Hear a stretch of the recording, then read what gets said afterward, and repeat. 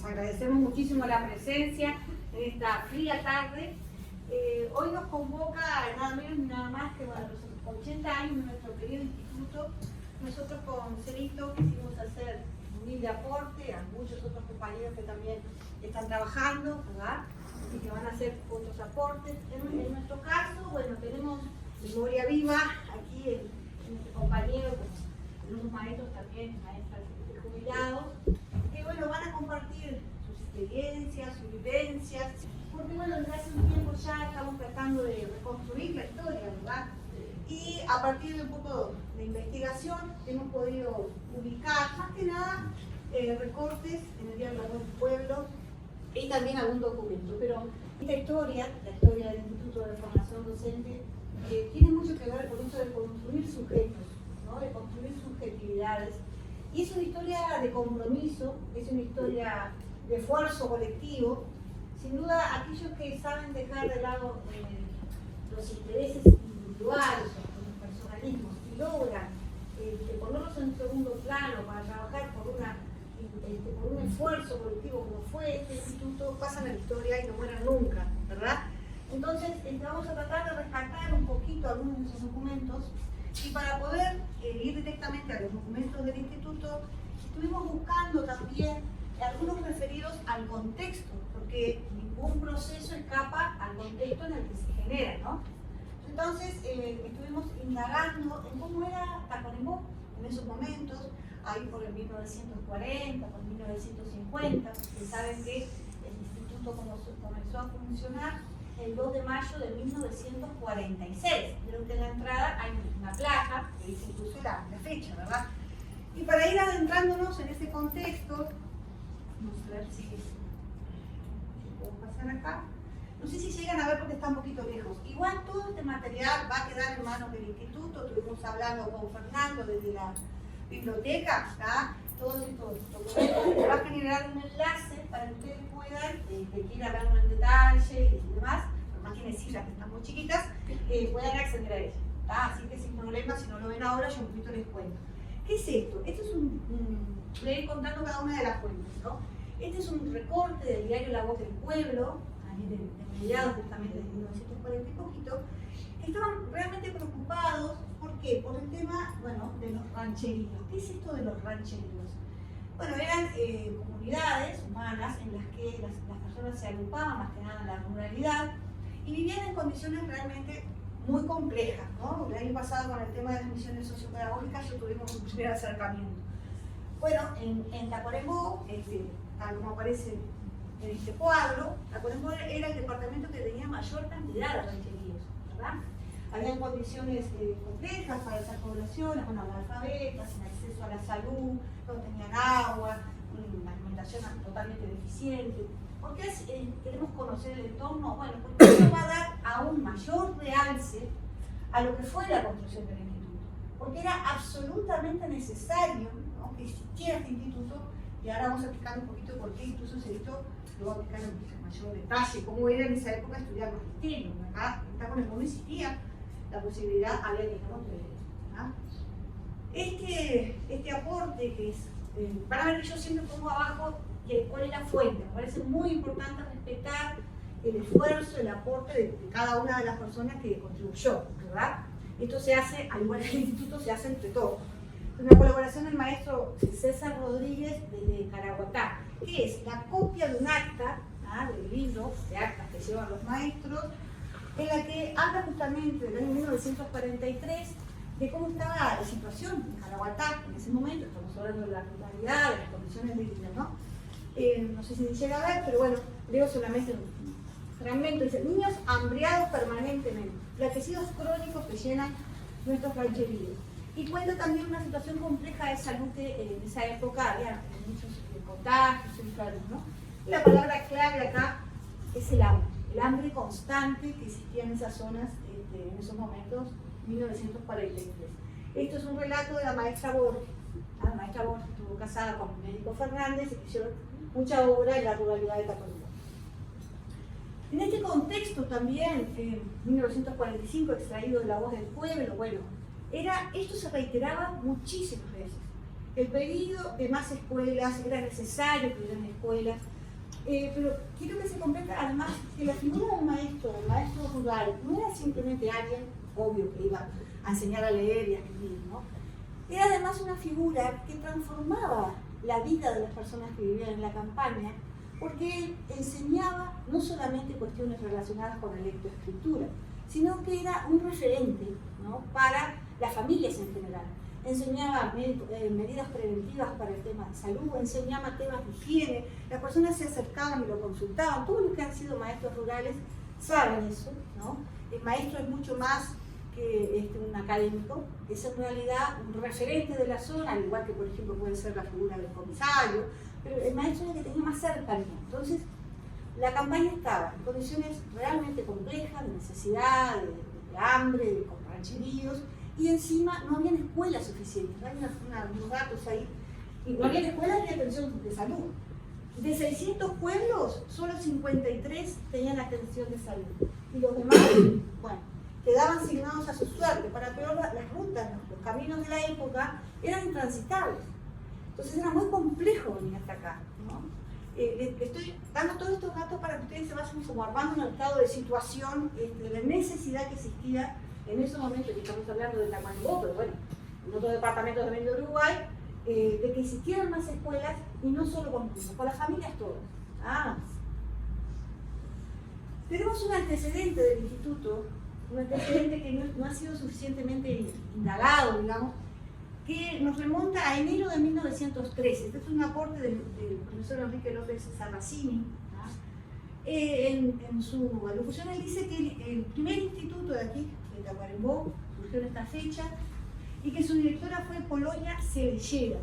Se la identifica como una persona que era una pionera, una mujer bastante avanzada para su época, ¿no?, que se animó, bueno, ahí tenemos la fecha de nacimiento, en 1835, falleció en 1944, y que se animó a dirigir un instituto, lo cual, bueno, en esa época era bastante complejo. Pero bueno, funcionó un poco tiempo, o sea, no prosperó, digamos. Luego sí, ya pasamos a 1946, que es el año relevante para nuestro instituto, efectivamente, digamos, ¿no? Y aquí empiezo a destacar algo que me parece que es bien relevante. En esta construcción colectiva, en esta construcción ciudadana, encabezada por el maestro Eduardo Ramos, pero acompañada por una cantidad de personas, maestros, y bueno, la ciudadanía en general, hay un grupo que se destaca especialmente. ¿Cuál es? El grupo de los estudiantes. Los estudiantes fueron absolutos protagonistas en toda esta construcción.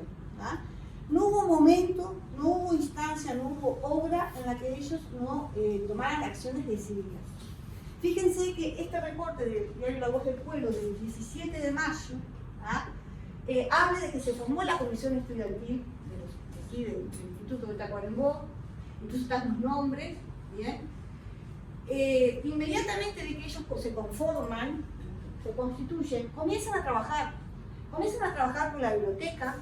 Hay registros de que son ellos los que en realidad, a través del baile del libro, que fue lo que se les ocurrió hacer, colectivizaron los primeros libros que son el pilar de la biblioteca, siguen trabajando incesantemente. O sea, aparte de estudiar y todo lo demás, que después Celito nos va a contar cómo era estudiar acá, nunca descansaron. Los estudiantes normalistas eran los absolutos protagonistas, ¿no?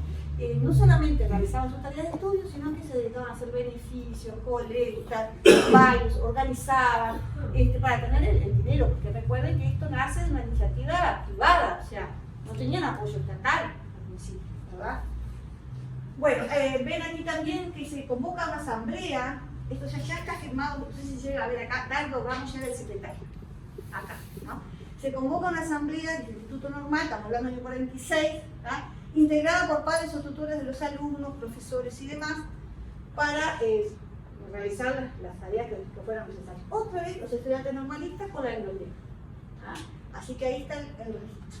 Aquí otra actividad en el acto cultural que hacen en el Instituto Democrático, incluso está el diputado Escayola acá, y bueno, inician una serie de conferencias, hacen actividades culturales, preocupados, además de obtener recursos para el instituto, preocupados por, digamos, las necesidades culturales de la población de Tacuarembó.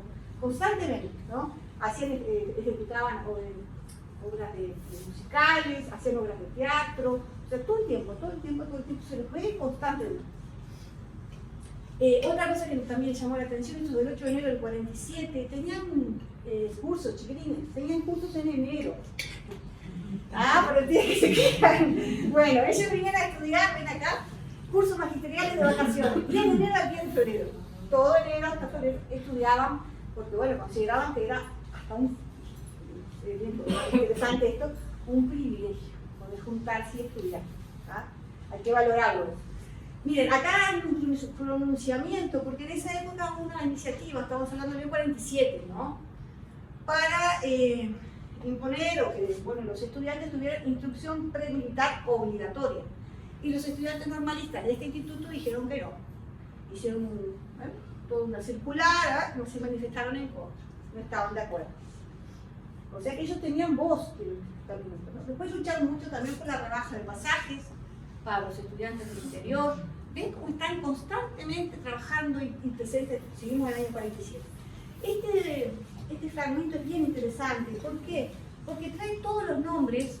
Digo, reitero, esto va a quedar para todos, ¿verdad? Vamos a hacer un enlace y todos van a poder leer. Trae todos los nombres de la integración de esos momentos del Instituto Normal, ¿no? El consejo directivo, con todos los integrantes del cuerpo de profesores de esos primeros años, ¿no? Seguimos, año 48. Miren qué interesante. El 24 de enero, este fragmento, es que está muy borroso, pero igual se lee, se reconoce la meritoria labor del instituto, especialmente considerando el alto porcentaje de aprobados de un 92%. Cerito les va a explicar cómo era este tema, pero venían a tomar exámenes acá y no era nada fácil. O sea, lograr un 92% del instituto de Tacuarembó era ejemplar. No se olviden que no teníamos un apoyo estatal ni nada de eso. El 22 de mayo, ya desde esa época se estaba luchando para lograr la famosa oficialización, que va a demorar muchos años, ¿no? Pero bueno, era una lucha. Quiero avanzar porque acá lo importante es lo que va contando Cerito. Pero el 27 de octubre del 48, bueno, la creación de un nuevo instituto de formación magisterial, el que llamaremos como Instituto Cultural Democrático. O sea, que en este momento, en el 48, pasamos a tener dos institutos. Está muy caliente. Capaz que bajamos un poquito, Cerito, porque están abriendo la ventana allá. Capaz que está muy caliente. Están abriendo la ventana, no se nos asfixian. Apagamos. Les decía entonces que en el 48 surge otro instituto, un poco reflejo también de lo que estaba pasando en la época, ¿no? A veces de esa polarización, y está la integración ahí con cada uno de los nombres. Ellos trabajan para construirse y para empezar los cursos en marzo del 49. Y Margarita Ríos de Paulino aparece como una de las figuras, digamos, destacadas. Ella va a ser después la directora de ese otro instituto. Reitero, ese instituto se llamaba Movimiento Cultural por el Instituto Normal Democrático de Tacuarembó. O sea que tenemos dos. Pero más o menos funcionan 2 años. En el año 50 ya se fusionan. Vienen las autoridades y los unen. Al principio, bueno, estuvieron algunas rispideces. Esta es la integración del año 49. Ahí están los nombres de todos los profesores, los alumnos del quinto, los alumnos del sexto, y los alumnos del séptimo. O sea, estos son documentos que adquieren valor sobre todo por el tema este, ¿no? Que identifican. Miren qué lindo esto. En el año 50, este fragmento nos habla de una iniciativa que tienen los estudiantes magisteriales, siempre a la vanguardia. ¿Para qué? Bueno, porque deseaban hacer una actividad de reconocimiento, más que nada, para los profesores. En esa época habían logrado el 96% de aprobado. Y especialmente valorando la labor de los profesores, que no eran profesores en esa época, eran maestros y demás, y además con un reconocimiento a que su labor era honoraria. Recuerden, no se les pagaba un peso, venían porque consideraban que era un compromiso. Y ya me falta poco. Esta foto la quise compartir porque, bueno, está bastante difusa, pero está escaneada, pero igual son diarios muy viejos, son de mediados del siglo pasado, pero se ven algunas de las caritas de los profesores. Acá también algunas de las caritas de las estudiantes de la época. Van a ver que en otra foto están con un moñón, porque se usaba eso en esa época, ¿no? Vean en estos dos recortes cómo va ascendiendo la cantidad de estudiantes. En el 52, 202, en el 53, 268. O sea, había un interés por formarse. Acá también, no solamente, acá también aparecen los grupos, digamos, ciudadanos que se llamaban Comisión de Apoyo, Comisión de Amigos del Instituto, y todos a trabajar con el apoyo también del gobierno departamental, ¿no? que colaboró en muchas instancias, y bueno, acá intentando lograr el local propio, ¿no? Acá ya empieza a reiterarse en varios de estos fragmentos el sueño del local, bueno, y todo lo que el maestro Dardo Ramos representó para eso, ¿no? En los años 55 y 56 también beneficios, puse uno, pero hay bastantes más. ¿Para qué? Para obtener el dinero suficiente para poder construir este instituto, ¿no? Y aquí también hay un agradecimiento firmado por Juan Sosa. Recordarán a Juan Sosa, que fue estudiante primero, ¿verdad? Y luego también maestro, escritor, ya fallecido, bueno, pero que nos dejó también su obra, ¿no? Él estuvo en esas actividades de la Asociación de Estudiantes Magisteriales. Este otro fragmento de la misma época, vean ustedes acá la fachada. No sé si se llega a ver, reitero, va a quedar para todos, ¿tá? La fachada, y acá se ve la comisión, estaban reunidas varias comisiones, porque había comisión de alumnos, delegados de clase, comisión de exalumnos, comisión de amigos del instituto, para que vean cómo se convocaban y trabajaban todos con el mismo objetivo, ¿tá? Nadie quedaba indiferente, nadie quedaba de costado, ¿no? Había una conciencia colectiva para lograr, ¿no?, el objetivo, pero se ve difuso, pero está interesante el tema de la fachada. Bueno, en el 57 ya nos vamos acercando a una iniciativa de los estudiantes que le presentan al inspector departamental. ¿Para qué? Bueno, el reconocimiento al maestro Dardo Ramos, que tanto había hecho, y bueno, que impulsaba a los chiquilines, que los alentaba a pelear con ese local. Ellos le piden al inspector si pueden nominar uno de los salones con el nombre del maestro Dardo Ramos, en el año 57. Acá tienen el maestro, para quien no lo vio, capaz que nunca, es una foto que sale en internet nada más, y este es un pequeño fragmento del discurso de cuando se inauguró este local. Leo algún pedacito para el fondo, dice: si algo hemos hecho en esta obra es haber contribuido a que fuesen los propios alumnos los que procurasen los medios para levantar esta casa.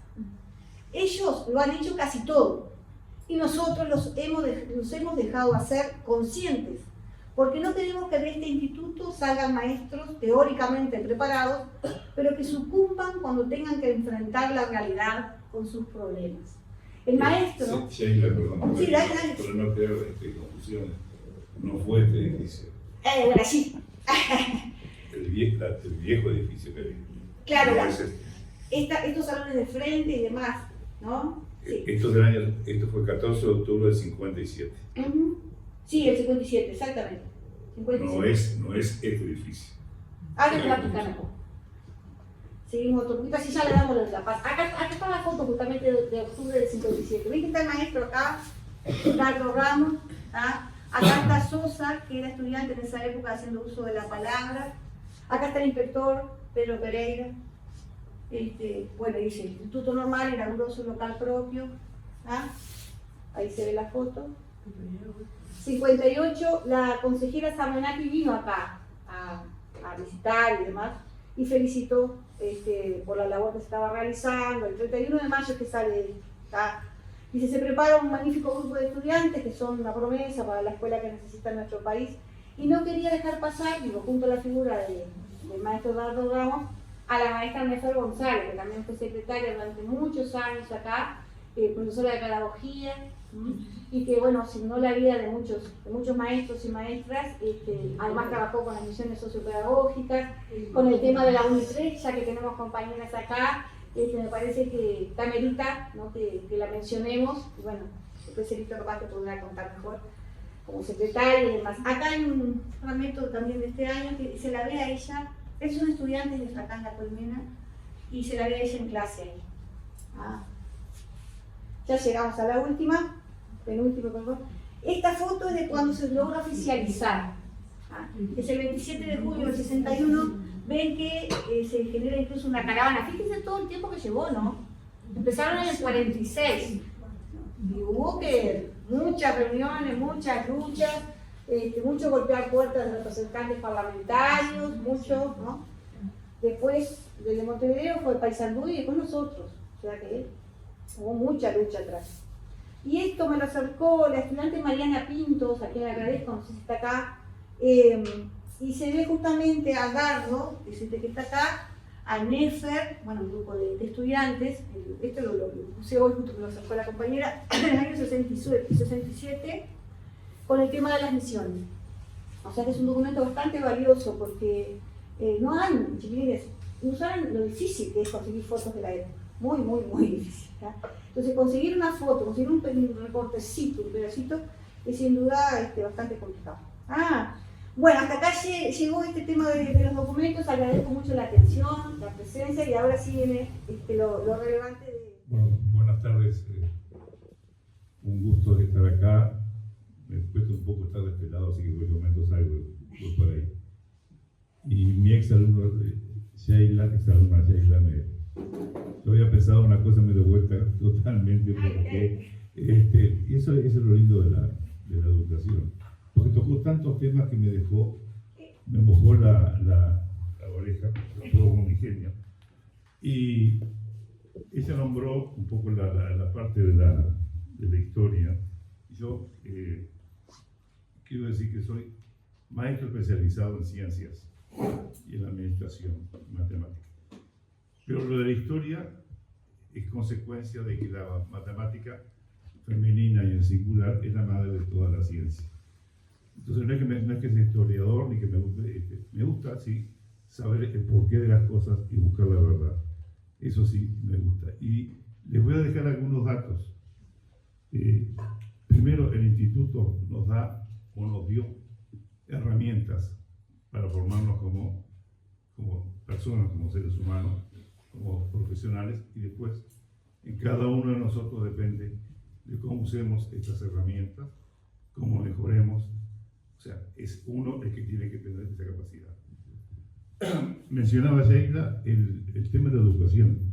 Simplemente les voy a dar estos datos para que ustedes tomen en cuenta.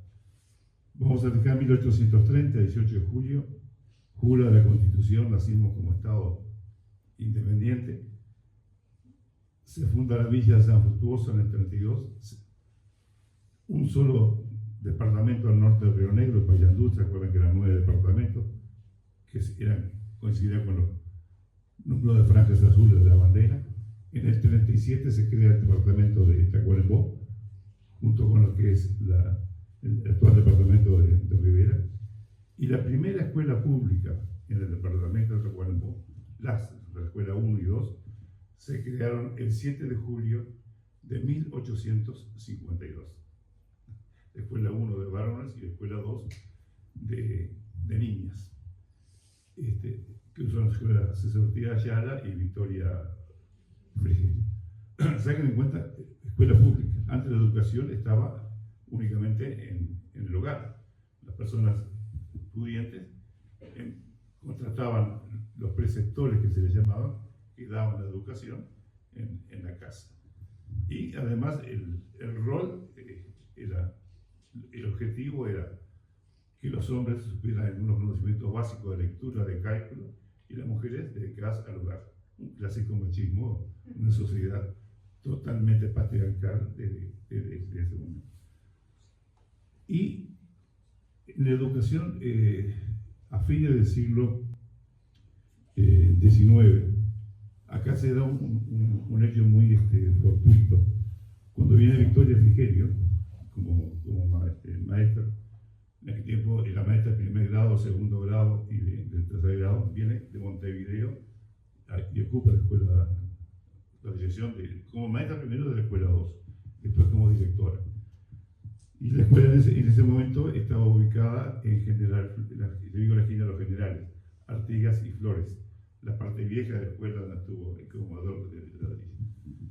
Y a unos 100 por Flores se funda la escuela filantrópica, que dependía de la masonería en ese momento, Y la escuela filantrópica, en esa época, estamos hablando de 1894, tengo los datos porque mi bisabuela asistió a esa escuela, tengo los diplomas.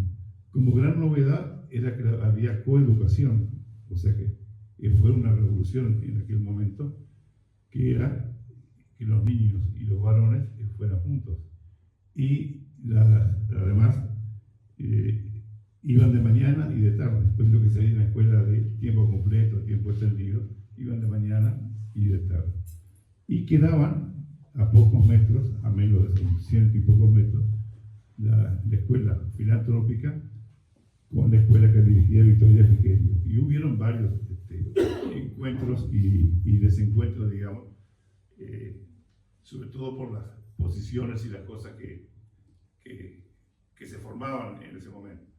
Simplemente les nombro quién es egresado de la escuela filantrópica: doctor Mañone, que fue profesor también acá del instituto, Domingo Arena, por lo que llamaron el lado del barrio Centenario, Domingo Arena, igual. Domingo Arena fue el brazo derecho de Bachiller y Ordóñez. Olimpia María Pintos, no María Olimpia Pinto, Olimpia María Pinto, fue alumna y después fue maestra, directora de Escuela 12 e inspectora. Y voy a saltar en el tiempo. Sí, voy a saltar en el tiempo. Se mencionó el conflicto que hubo, un intento de un instituto de formación de normalista, y hubo, sí, fue en 1903, pues fue un conflicto también que hubo con Victoria Frigerio. Entonces, a raíz de eso, fue muy poco tiempo que funcionó. Y salteando esto, vamos, así no sería ahora para estar hablando, ella planteó la década del 40, si me quiero centrar un poquito en la década del 40, ella nombró ahí algo muy importante. En la década del 40, no olviden que termina la Segunda Guerra Mundial. En nuestro país le vendíamos carne hasta suelas, hasta cuero como carne, pues sí, fue un auge económico tremendo. Fue el periodo de estatización de los servicios, o sea, ferrocarril, el correo, el telégrafo, las comunicaciones, pasaron a poder a manos del Estado, se lo decía, había un auge.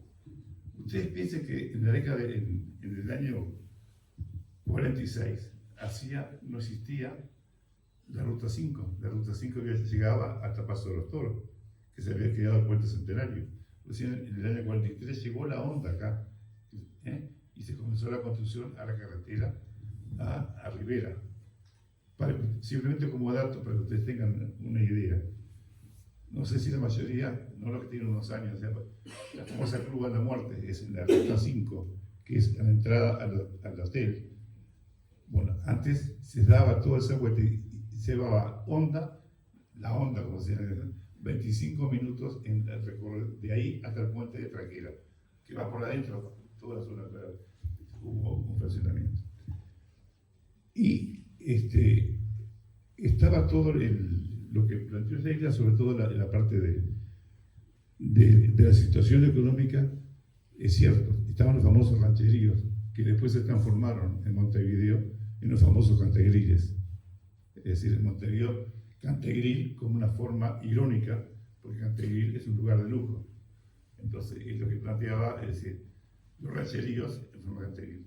Y yo les sugiero, hay un material muy bueno que fue dictado en 2 departamentos, y justamente el de Tacuarembó estaba dirigido por Dardo, y participaron cantidad de personas de aquel momento, en el cual hacen un análisis tremendo, digamos, de la realidad. Y una cosa que le quería comentar, que ella habló del servicio militar obligatorio. Esto es consecuencia de la Segunda Guerra Mundial. En 1940 se establece por ley, que está vigente, no ha sido derogada, simplemente que no se aplica. Que veo a un amigo abogado que me puede corregir o no, Víctor. O sea, desde 1940 el servicio de los reservistas, que está vigente no ha sido derogado. Tanto es así que cuando yo me recibí en el año 66 para poder ejercer la docencia, y veo varias caras acá, teníamos que ir al cuartel y alistarnos. Yo me acuerdo que me alisté como enfermero y otros se alistaban como enfermeras, y con esa constancia que éramos reservistas, podíamos ejercer la docencia en forma pública. O sea que esa ley todavía no ha sido derogada, no se ha aplicado. Gracias. Ahora, he perdido un poco la costumbre de hablar. Volviendo al tema del instituto, lo que Sheila hizo un análisis de la necesidad de docentes que había. Era imperioso. Estaba en la escuela hasta sexto año y después hacía el liceo. Y en secundaria eran 4 años, terminaba en cuarto. Preparatorios era lo que se fue después. Conocemos como quinto y sexto, bueno, ahora tienen otros nombres, 11 y 12. Era preparatorios para la universidad. Secundaria terminaba en cuarto año. Y en la década de 40 estaba vigente el plan 39, de 1939. Se hacían 3 años, quinto, sexto y séptimo, o sea, terminaba cuarto, quinto, sexto y séptimo, y se obtenía el título de maestro. Desde el año 1926, para ejercer la docencia, por ley se requería el título de maestro. Pero la realidad era que cantidad de gente con terminar el liceo, estar inscrito, simplemente acreditaban que sabían leer, escribir, conocimiento de geografía e historia, y les daban para trabajar de maestro rural porque no había maestro. Hay muchas anécdotas que yo las viví en esa época. Y únicamente se podía hacer la carrera de magisterio en Montevideo, en los institutos normales. Lo que dice INN, institutos normales, porque eran 2, el de mujeres y el de hombres, la famosa separación de sexo. María Estaniel de Munar y Joaquín R. Sánchez, que en realidad es uno solo, es un solo instituto, y había que darlo en Montevideo.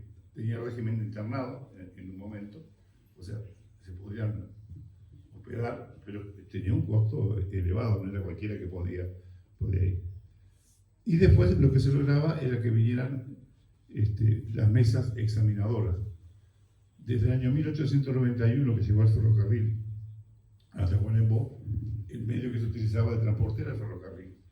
Y venían las mesas examinadoras, generalmente en diciembre, y a fines del verano, o sea, fines del verano, a tomar los exámenes. Y a veces estaban 4 días o 3 días, y esos 3-4 días eran por día 3-4 exámenes. Y mi madre, que era maestra también, contaban que se estaban dando una asignatura, por ejemplo, pedagogía, y la ya estaban llamando para entrar en otro salón que estaban dando idioma español, le llamaban el otro que había música. Era, imagino lo que sería dar todas esas materias en un mismo momento. Y surge entonces la necesidad de formarse acá, y es un reclamo que lo canaliza la Unión Magisterial, un gremio, y se lo plantean al inspector departamental, estos están de acuerdo, y comienza a funcionar un 2 de mayo de 1946 en un salón principal de la inspección de escuelas. En aquel momento la inspección de escuelas estaba en la calle 25 de Mayo, frente a la plaza, pegado al teatro, donde tiene algunos años había una casa de Oscar Sánchez en aquel momento. Pero lo que son curiosos, si se fijan en los vitrós de la casa de familia, los vitrós, aparte de los vidrios biselados, tiene una C y una T. Ahí funcionó el Club Tacuarembó, no el actual Club Tacuarembó, no, no, porque ese fue un posterior, un anterior Club Tacuarembó que respondía al Partido Colorado en aquel momento. Y ahí funcionó un año el instituto, porque fue tan grande la demanda de O sea, la demanda superó y la intendencia cedió una casa con 2 habitaciones que se podían utilizar. Frente al Corralón, se decía en aquella época, el Corralón y la entrada de la intendencia por General Flores. Se decía Corralón porque entraban las carretas en aquel momento. O sea que ahí estamos hablando del año 47. Y fue creciendo la cantidad de alumnos ya demostró la cantidad de alumnos que había en esa época, hasta que resultó chico eso. Voy a tratar de ser más concreto en las fechas para llegar a esta parte de acá. Hasta que en el año 53, y no es por casualidad, las cosas todos tienen un porqué, ese instituto privado se traslada a la concentración escolar. Y acá yo quiero mencionarles lo siguiente, todo hecho a pulmón, es decir, hay la participación de estudiantes es fundamental. O sea, estudiantes que asistían, de lo que se habían recibido, de los exalumnos, y la comisión era no solamente de padres, sino de amigos, vecinos al instituto. La cara visible de todo esto fue evidentemente Dardo Manuel Ramos, Merlo. Pero él estaba rodeado de una cantidad de personas que lo apoyaban en esa iniciativa. Y yo me acuerdo que conversando con Dardo años después, cuando ya estaba ejerciendo acá en el instituto, conversamos con él que el director no es el que trabaja como 20 maestros, sino que el que hace trabajar a 20. Y el buen director es aquel que cuando se va, la obra continúa y los alumnos lo superan. Y el concepto que todos hemos escuchado, que el alumno supera al maestro, la superación, no verlo como un triunfo, es un triunfo de buscar la misma causa. Porque yo cuando veo que un alumno, mis alumnos, no es que me superen, logran cosas que yo a través de ellos lo estoy logrando. Es decir, no hay el sentido ese sentido de buscar un objetivo, no tener envidia, lo que es muy común, sobre todo hoy en el mundo. Ese es otro tema en la formación. Pero Dardo tuvo la habilidad de nuclear a todas las fuerzas vivas que estaban, que habían en Tacuarembó, y apoyar. Y en el año 53 se trasladan a la concentración escolar. ¿Por qué se llamaba concentración escolar? Tiene un porqué. Hoy decimos la escuela 1 y 2. No, escuela 1, César Ortiz de Ayala, la escuela 2, Victoria Figueroa. Pero en aquella época, estamos hablando de la década del siglo 50, 53, hacia con el 47 que se inauguró la concentración escolar, funcionaba de mañana la escuela 1, César Ortiz de Ayala, de tarde la escuela Victoria Figueroa, de noche funcionaba la escuela nocturna, los cursos de adultos. Esto es una cosa que nos hemos olvidado. Hoy estamos hablando de lunes, miércoles y viernes de 19 a 21 horas funcionaba la escuela nocturna.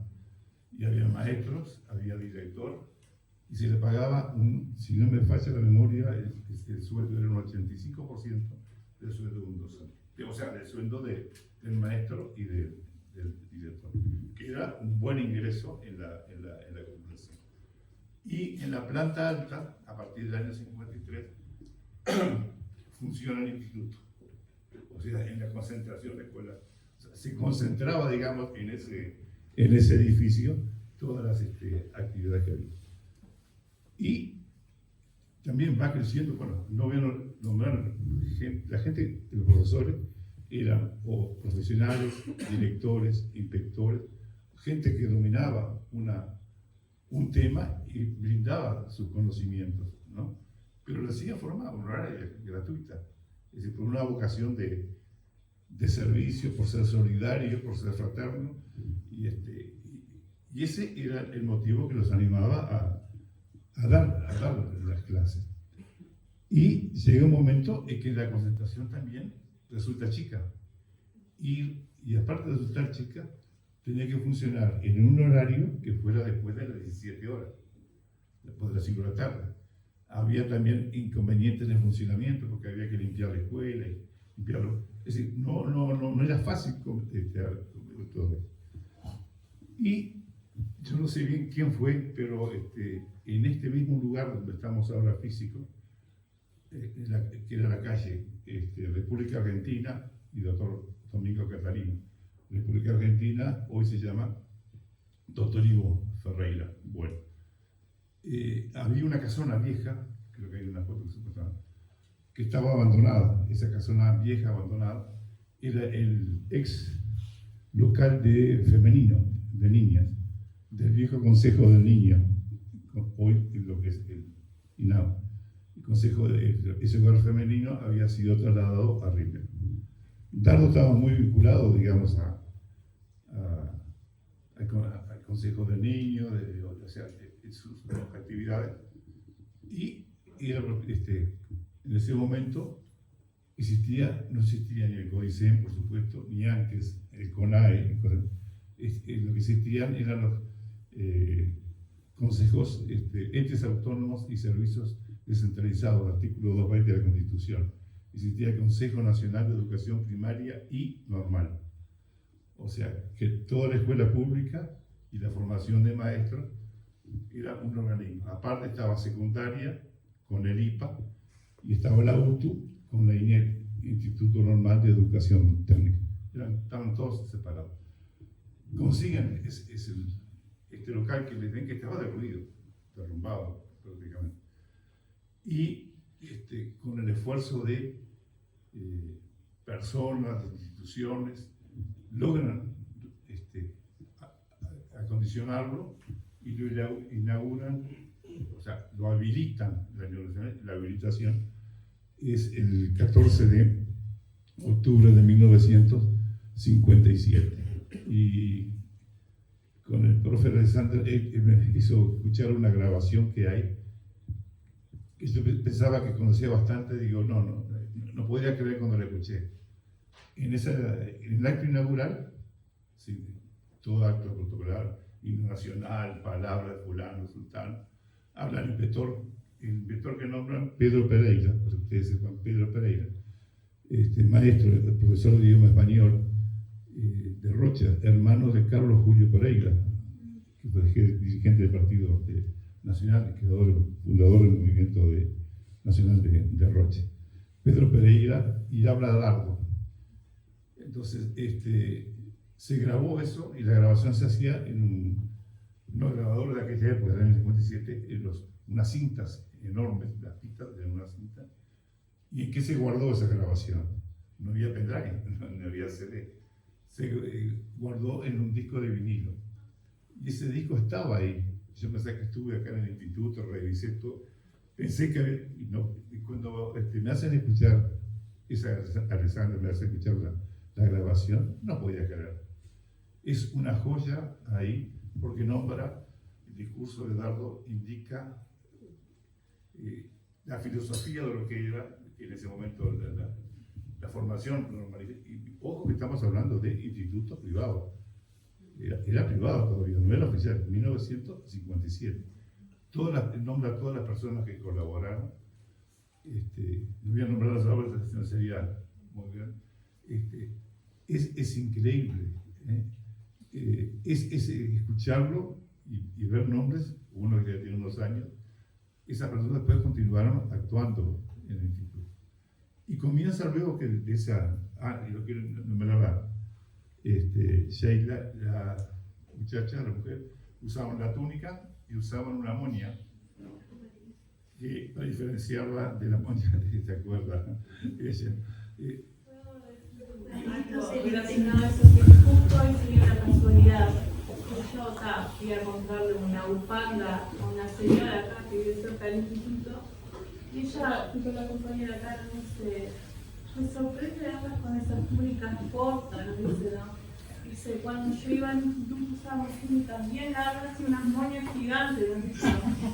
Sí, y ahora que estábamos escuchando ahí toda la historia del instituto, le decía, compañera, qué casualidad que y ella no me hizo ese comentario, ¿no?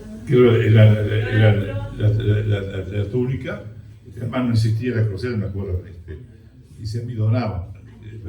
Te contar una pelea que me puse una túnica, parecía Moby Dick, la ballena blanca. Y la túnica, las moñas eran a cuadritos, celeste y blanca, para diferenciar de la moña azul. Y la única casa, como dato histórico, la única casa de Tacuarembó que traía para vender era la casa Nadal.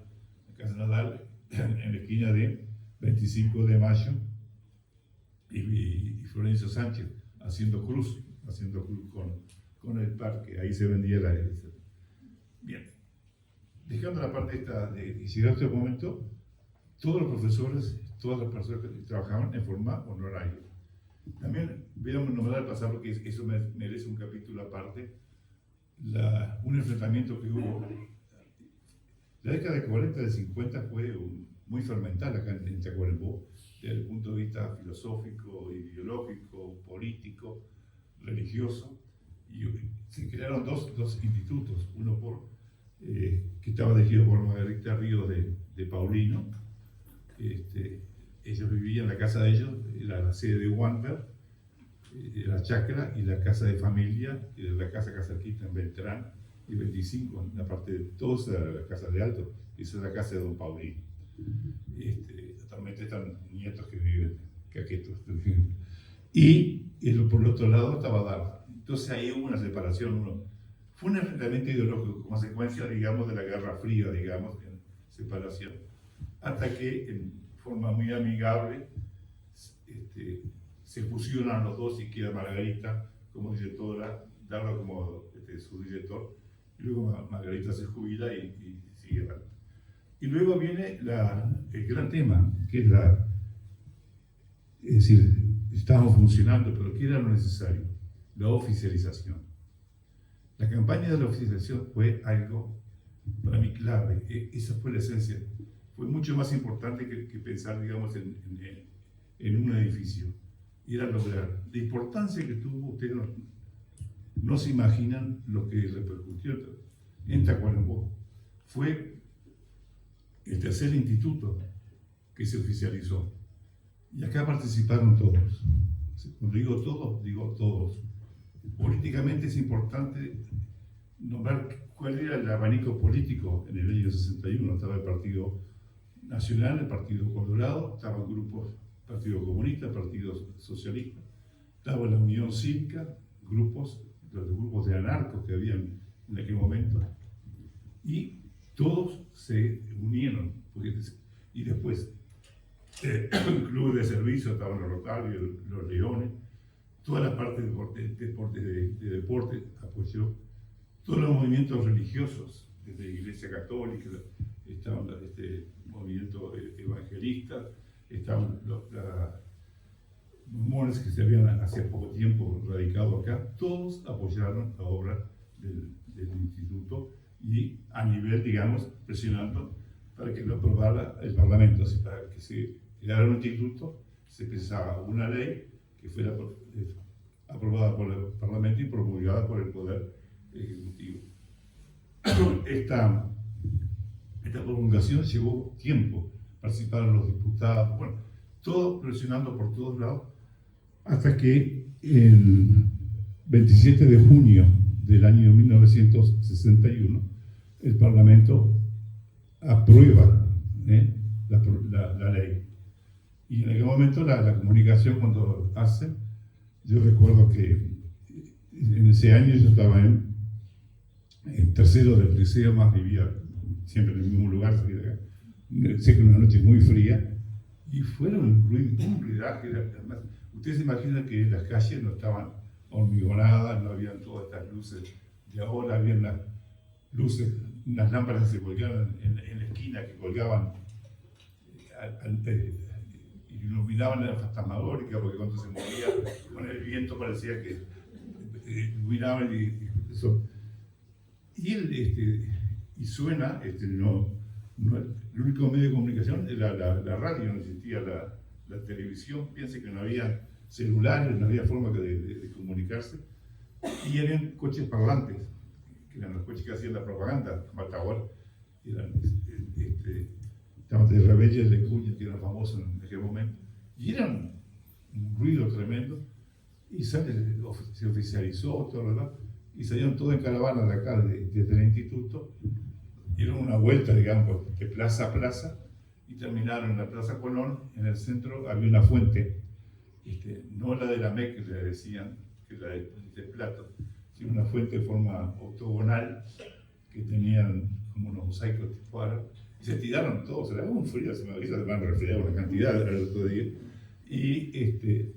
pero en realidad nosotros, a pesar de que somos un país presidencialista, o sea, la figura del presidente es muy fuerte, seguimos siendo parlamentarios, porque en realidad la ley fue promulgada en octubre del año 61. Ahí realmente se hizo efectivo el instituto. Pero se recordaba se recordaba la fecha del 27 de junio.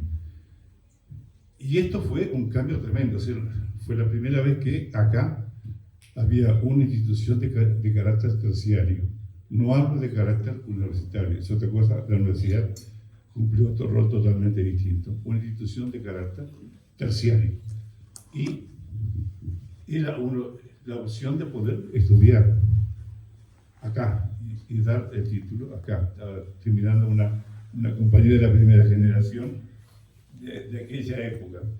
Y como dato también para poder entender, en esa década del principio del 60, era famoso: o te casás con una maestra o te casabas con un bancario. Si te casabas con una maestra, era 3M, podía ser 3M o 4M. Si eras 3M, era marido de maestra mantenido. Y el 4M era marido de maestra mantenido, mimoso. O sea que eran los gremios que... Es decir, que en aquella época, los sueldos de los públicos bancarios de maestros estaban a un nivel mucho más alto, y se equiparaba, digamos, a un sueldo de un capitán en el ejército en aquel momento. Y también un detalle que a veces la gente se olvida: en esa época fue cuando la parte económica, el magisterio tuvo un auge muy grande, puesto que los sueldos de los maestros se triplicaron y los sueldos de los maestros rurales se cuadruplicaron, y se les pagaba además a los maestros rurales por ser escuela única, o sea, maestros de escuela unidocente, si estaba mal ubicado, si no tenía agua, o la distancia. Bueno, entonces ir afuera, estar en una escuela rural, pasaba trabajo, pero también compensaba económicamente. Y cumplida esta etapa, viene después, también esto está relacionado, que no es el momento de tratar, con la formación de los docentes. Los planes de formación de los docentes estaban relacionados también a la realidad en la que vivíamos. Si yo les dijera que tenemos las asignaturas que teníamos nosotros, ustedes estaban así: ¿para qué hacían esto? ¿No? Simplemente nos daban escritura, teníamos que hacer letra cursiva, imprenta, escritura, bueno, agronomía, hacíamos puricultura, nos daban, desde atender nosotros, la doctora Seña nos daba 3 embarazadas en cada nivel del primero, segundo y tercer trimestre del embarazo, y seguimos todo el embarazo. Íbamos al centro de salud que está en Salinado ahora, en Flores y Sarandí, y ahí veíamos todo un embarazo. Los que querían podíamos asistir al hospital a ver un parto, bañar los chiquilines, cantidad de cosas. Lo mismo agronomía, pero claro, eso estoy para qué, ¿no? Era, digamos, de acuerdo a la realidad. No quiero aburrirlo porque estoy mirando un poco la obra. Termina, lo esencial es que se logró la oficialización. Eso fue un cambio radical. Y también yo ingresé en el año 63. Y fue un año también en que, me acuerdo que ese año ingresamos 90 al instituto, y la tercera parte éramos varones, que eso fue lo que llamó la atención, porque el magisterio sigue, igual que el profesorado, la mayor parte es formado por mujeres, digamos. Pero esa fue una época en que hubo un gran incremento de varones, y se formaron también muchos matrimonios, digamos, salieron de acá del instituto, y además primaria fomentaba eso, digamos, en cierta manera, para que el matrimonio se radicara en las escuelas rurales, que por ley está prohibido. No puede trabajar hoy un director con, si uno de los comercios que está trabajando, el otro no puede trabajar en el mismo lugar, pero en aquella época sí. Y luego comienza la etapa del instituto. Y aquí también, lo que decía Sheila, el gran rol que tuvo la figura de Dardo en nuclear no solamente hacia adentro, sino también hacia afuera. Porque la comisión que él creó fue de amigos y padres del instituto. Y luego lo que viví junto con otro compañero, estaba la Asociación de Estudiantes Magisteriales. Me acuerdo que en el año 64 había llegado una partida de dinero para fraccionar los techos, que donde en español que se llovía, y Dardo nos llama y dice: vamos a hacer un instituto. Y claro, uno le dice: vamos. Y bueno, y ahí surgió, digamos, esa idea descabellada de juntar dinero. Yo le quisiera contar lo que era la entrada. Estaba aproximadamente en el mismo lugar donde estamos ahora. Estaba la puerta, que era la entrada, luego estaba el zaguán, luego una puerta de vidrio que se llamaba la cancel, y si salía donde está el corredor ahora, había todo un corredor tipo español, con arcada.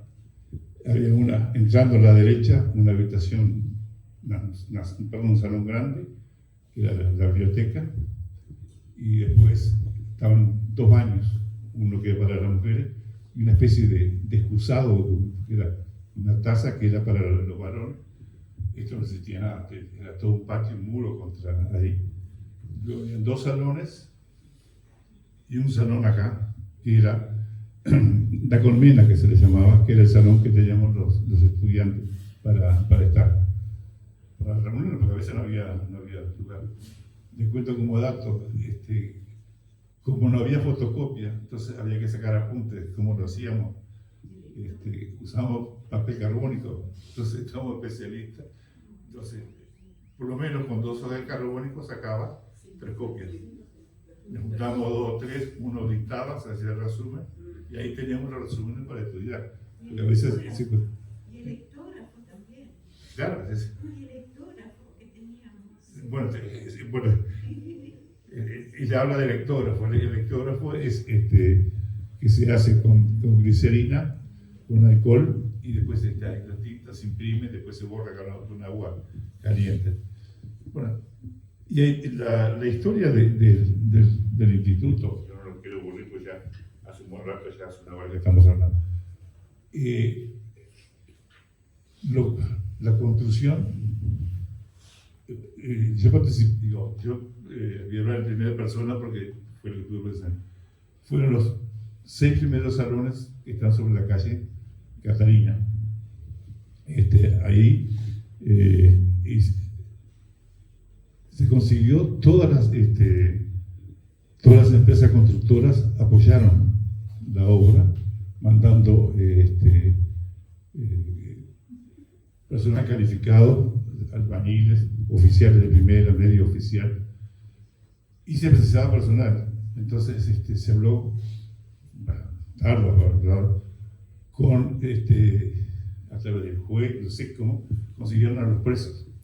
Entonces los presos venían y la custodia la hacía el ejército. Hay fotos de aquella época, sobre todo cuando estaba llenado de hormigón, de las vigas, todo lo demás, que la custodia están los soldados con los clásicos cascos que eran antes, tienen hasta ahora, los cascos de metal, con los tipos Mauser de 1904 en aquel momento, y los presos encantados, estaban afuera. Me acuerdo que se les había prometido un sueldo, no sé si se llegaba a pagar, pero lo que sí era seguro que le daban un paquete por semana, un paquete de hierba, un paquete de tabaco, un papel de servicio de fumar, y los sábados a mediodía era clásico, un asado, ¿no? Entonces, el asado lo donaba Don Seco, que el frigorífico de Tacuarembó nos daba un asado. Y acá les cuento una cortita. Ustedes se imaginan que hacían un asado y no tomaban nada, es más aburrido que bailar con las manos. Entonces no tenían ni grasa. Entonces no se podía tomar alcohol, ¿no? Entonces me acuerdo que mi viejo nos preparaba un mate. Entonces, con la mamá nos daba un mate chiquito que se usaba para sucir las medias, mate chiquito de bombilla, un termo de 1 litro, y mi viejo nos preparaba 1 litro de grapa con vino Campari. Entonces nos sentábamos al lado del asado, a mediodía, y yo, como era el más serio de todo, era el que se va, bueno, y así se ponía el mate. Y cada un besito al mate, y había un custodia. Yo tenía, en aquel momento yo tenía 17 años.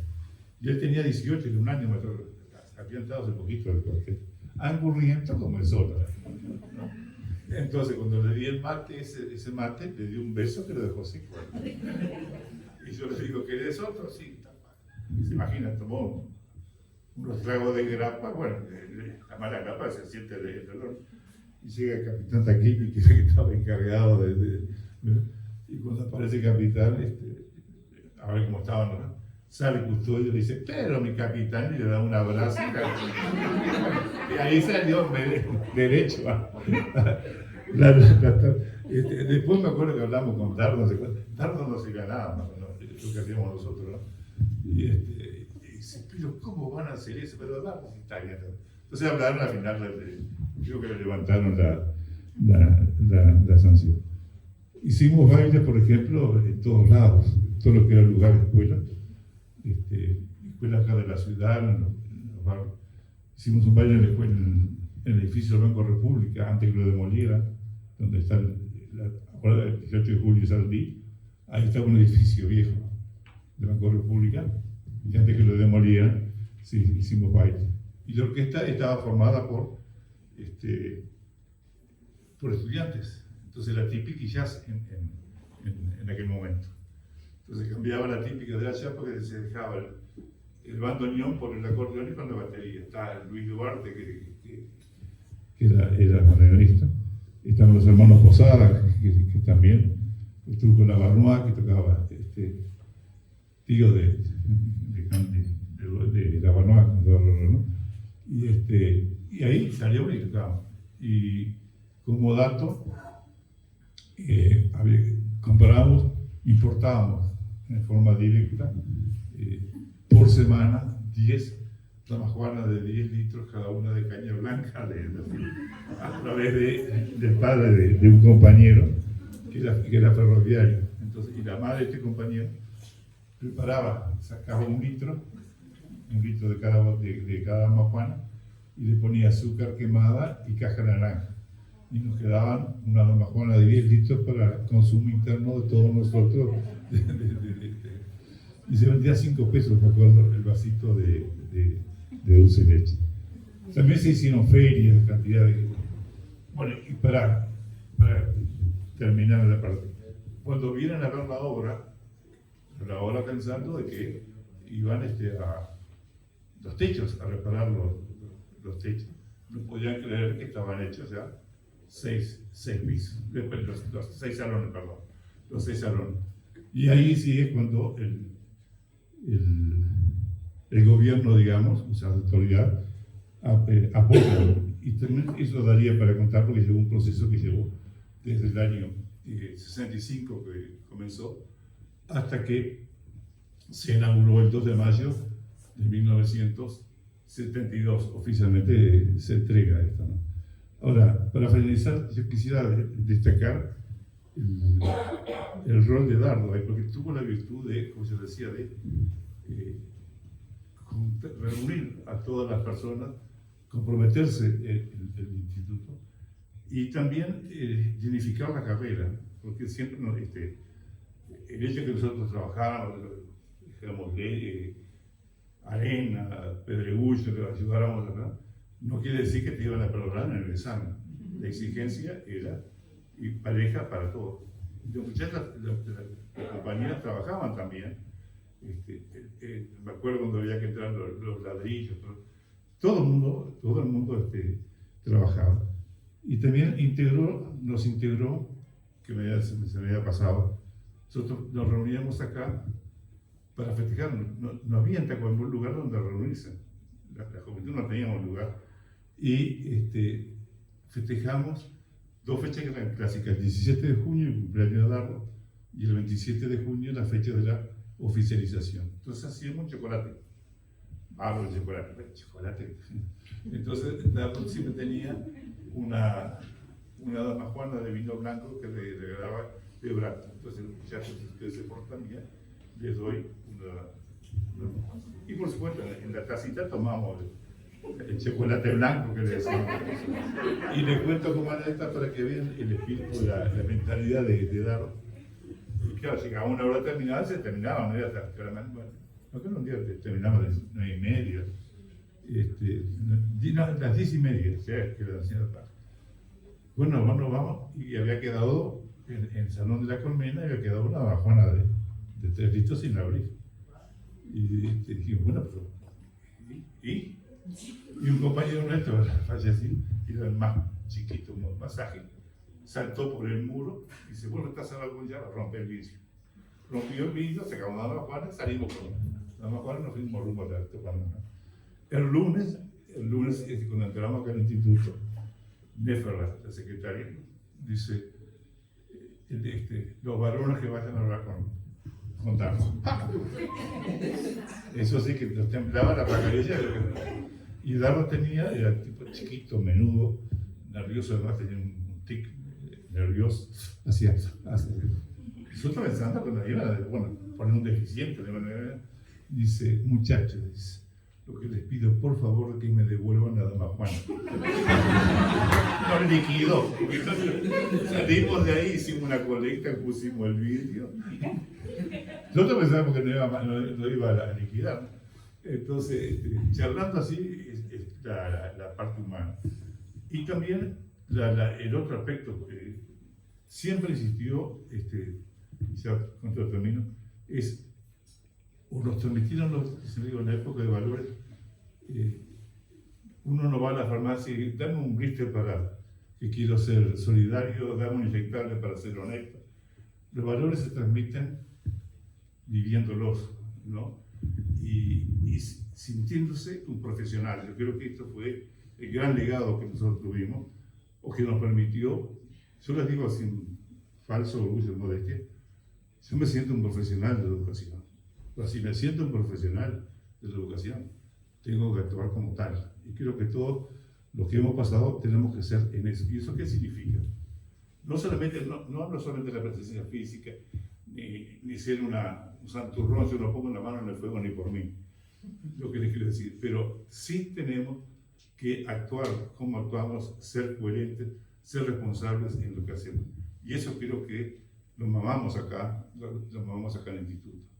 Como dato, en el año 61, cuando se oficializó el instituto, el Consejo Primaria, para premiar a los profesores que habían dado clase por lo menos 2 años de forma gratuita, les ofrecía la efectividad, o sea, quedar efectivo en el cargo. Ninguno aceptó. Todos dijeron que lo habían hecho por solidaridad y que los cargos se ganaban por concurso. Eso se imaginan lo que es. Y también está Dardo, luego de ver todo eso, él tiene que concursar porque no era maestro segundo grado. Yo no quiero seguir porque si no la historia sigue, pero